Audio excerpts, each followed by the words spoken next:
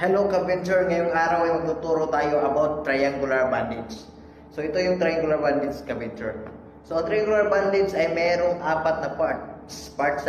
Yung apex, ito yung apex. Ang base, ito yung base. And ang tail or end, at yung surface. Ito yung surface. So yung triangular bandage Kaventure ay may tatlong folding. So bago ka mag-fold, dapat ganyan yung kamay mo. Only the thumb ang kikita. Ang apat na finger is nasa lalim. Yung apex, nilalagay mo sa base. Tapos, hanapin mo yung may fold dito. Yan. So, yan ang semi-broad.